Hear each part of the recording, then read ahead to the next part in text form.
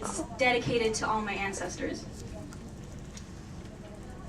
You're the bestest shade of skin to ever blossom from the lips of a pink rose, and your eyes never saw darker skies than the reflection of dead night sea. You're new to me, in every sense of the word. You knew me before I became the new me, and you see right through to the other horizon, and when I rise, you rise, and when I fall, you stay to help me get on my feet. But when I chose to stay on the ground that one time, because my only window of escape was closed, you looked into me, trying to find the strength you knew was inside. And all I did was look up to your face, your perfectly five-pointed stellar face, and I saw the swooping kelp of your tangled hair, wild, decorated with plastic clips, flores or biche, in between strands rippling a vertical rainbow. I want to be just like you, be like water for chocolate you, or Filipina princess you, or American bombshell you. But I didn't. How could I? I'm pinned to supposed to only being one, but there are 3 swords in the stone of my body. If one were taken out, this stone would crumble. And I won't King Arthur what my mama gave me, what my father delivered me, what my country offered me. And no, I don't speak the dialect of Jesus Maria. I don't have my father's tongue. No, I do not have Tagalog tattooed in my brain. My mother's manila needle words are locked in some box I cannot open. Yes, I do only speak English. The spirited words of my forefathers and the unspoken screams of my foremothers are flying over the amber, the purple, the fruited plains. But no, between Aihui, Isus, and iPods, this tripod culture embedded in my heart is trying to stand on all 3 without falling apart. And when I wanted to jump out that window and become shattered parts, I turned back and saw you there, standing with hands to fists, kissing the indents of your waist, standing on chunky hips. You said, I'm worth more than being mixed with that concrete on the back alley floor that the city paid millions of dollars for. You said I was worth more than that, and you strutted over, pushed me aside, and closed that window for good. I fell apart, collapsed, crumbled. You didn't try to help me up. Your darker than dead night eyes looked into me, trying to find the strength you knew was inside.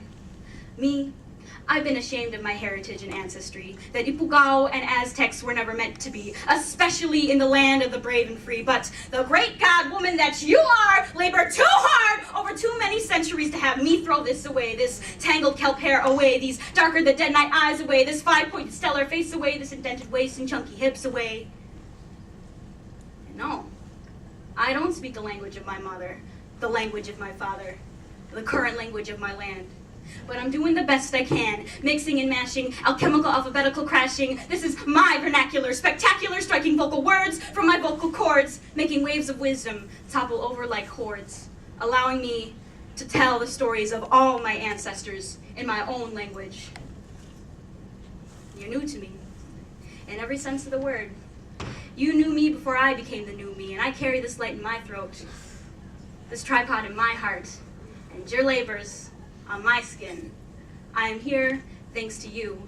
You see right through to the other horizon, and when I rise, you rise.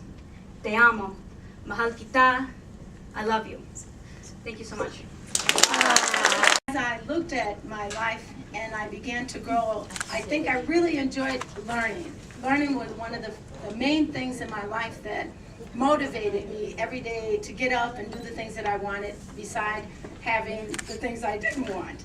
And I grew up in the inner city in Chicago, and we didn't always have the things that we wanted, but we had love in our household, and there were lots of children. So I think as I grew and I went to college, the first time I went to college, I was the first person in my family to ever get a college degree first off.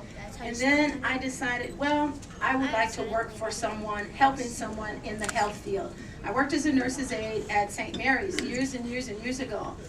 But as I went around in my life, I went overseas. And when I went overseas, I worked 2 years in a women and children's clinic, where in West Africa, people would deliver their babies with such honor and such respect for the child. They felt it was not just a burden for them to carry their baby, but an honor that God had given them to carry their baby and to bring the baby into life. 「